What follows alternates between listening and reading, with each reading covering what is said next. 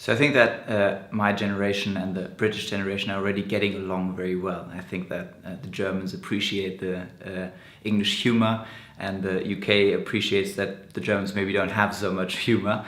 I think for the future it's really important that our generation maintains a very, very good level of conversation, talking to each other. Because I do feel that it's our generation who will have to focus on Brexit, because that was decided by an older generation, and our generation is now here to make the best of it, and I think that will be the most important part for the future. But my particular fear is when Britain is presented with a divorce bill. What will happen then? Because I think that's something that is going to not go down particularly well with the British public, who has voted to stop giving money to the European Union, essentially, and to give it to the NHS.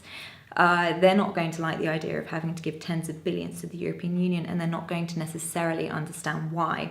And I think that that could really damage public perception of the EU even more in the UK, and have the potential to, by force of public will, encourage Britain to get a little bit tougher. And perhaps you could get pushback then from the European Union. I think that nastiness could permeate through and could last for decades, possibly.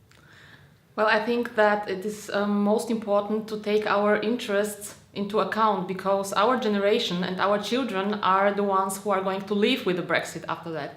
And from my personal point of view, it is very important to, sacrifice as little as possible regarding the European integration, and as much as necessary to solve the British problem without endangering the whole EU project.